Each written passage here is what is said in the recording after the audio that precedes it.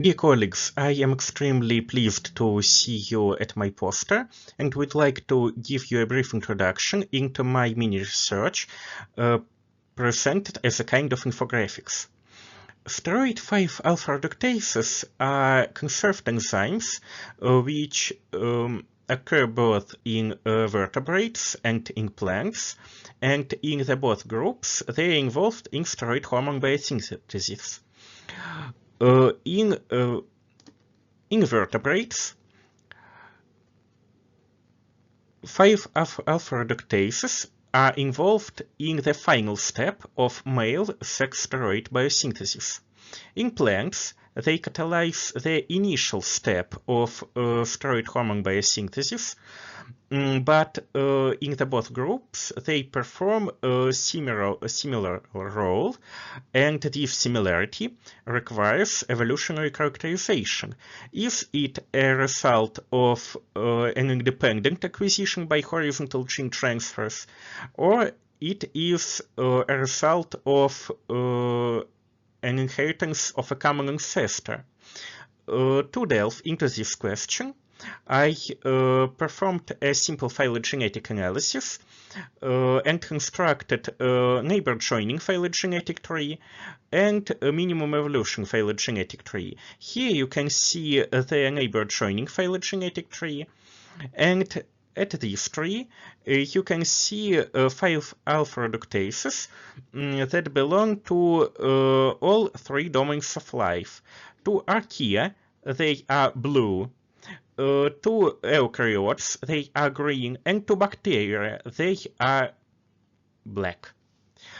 You can see that black branches depicting bacteria predominate on this tree.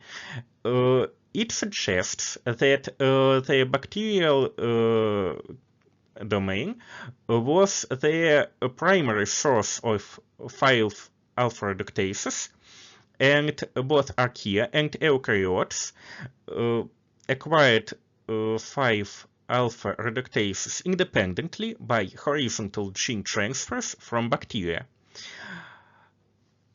This suggestion is very plausible in the case of archaea. You can see that archaea are represented only by three thin branches located among bacteria, and this is highly suggestive for bacteria to archaea horizontal gene transfers, which occurred at least 3 times independently. But for eukaryotes, the situation is much more difficult, because they are represented by 3 thick clusters: vertebrate cluster, plant cluster, and surprisingly oomycete cluster, peronospiralis group. The root of this phylogenetic tree is poorly resolved. You can see that none of the edges of the root of the tree is supported by a sufficient bootstrap. And we can see only the topology of the eukaryotic branches, which suggests that they are located among bacteria and emerged 3 times independently. But with the lack of sufficient bootstrap support, it is a highly elusive assumption. But the case of archaea suggests that the plausibility of horizontal gene transfers from bacteria are much larger than the plausibility of an inheritance of from an eukaryotic common ancestor.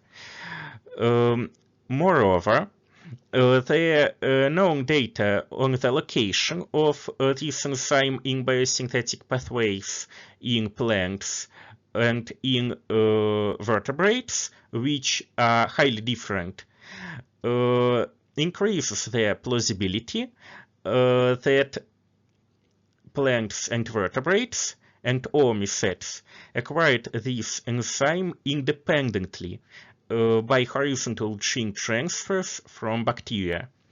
So the scenario of independent horizontal gene transfers from bacteria appears more probable than the reverse scenario. And we also have reported some surprising findings. 2 of 3 archaeal branches in our research were represented by Asgard archaea, which are closely related to eukaryotes. And Peronospirales are very surprising because they lack their own steroid genesis. So this is highly suggestive for steroid interplay by peronosporal parasite and its host. These findings deserve further elucidation, further discussion, and further study. And I hope that these findings will inspire vivid discussion. So I say thank you for your attention and wait for your questions. Thank you.